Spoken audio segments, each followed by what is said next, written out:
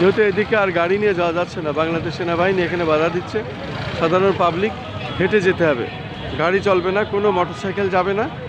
আমরা হেঁটে যাচ্ছি। আমরা আজ ভোরবেলা থেকেই রাজধানী ঢাকার এই রাস্তায় এরকম চলাফেরা করছি, যেখানে যেটা সেটাই আমরা দেখানোর চেষ্টা করছি।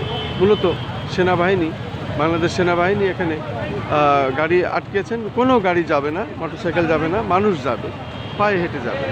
এই হলো অবস্থা। প্রশাসনের কিছু দিক আছে, প্রশাসনের কিছু বিষয় আছে, প্রশাসন সেটা দেখভাল করছেন। প্রশাসনের দিক থেকে বিশেষ করে বাংলাদেশ সেনাবাহিনী এখানে কঠিন অবস্থানে তাদের নিয়মকানুন পালন করছেন এবং এখানে গাড়ি নিয়ে ঢোকা যাবে না, পায়ে হেঁটে যাওয়া যাবে। কিন্তু আর কিছুক্ষণ পরেই তারেক রহমান এয়ারপোর্ট থেকে বের হবেন, যেহেতু উনি এয়ারপোর্টে ল্যান্ড করেছেন এবং সেখান থেকে উনি যাবেন 300 ফিটে, এবং 300 ফিটে যাওয়ার জন্য এখানে লাখ লাখ মানুষ কিভাবে যাবে? যারা গাড়ি এনেছে গাড়িতে যাওয়া যাবে না, মোটরসাইকেল এনেছে মোটরসাইকেল যাওয়া যাবে না, পায়ে হেঁটে যাবে। নিয়মকানুন যেটা আছে বাংলাদেশ সেনাবাহিনী সেটা পালন করছেন, আমরা সেটা দেখতে পাচ্ছি। আমি খন্দকার মাসুদুজ্জামান, আমাদের লোকজন তারা গত রাত্রেই ওখানে গিয়ে অপেক্ষা করছে, যেহেতু আগে জায়গা দখল না করলে পরে আর পাওয়া যাবে না, সেই জিনিসটা আমরা দেখতে পাচ্ছি এবং এখনও তাই।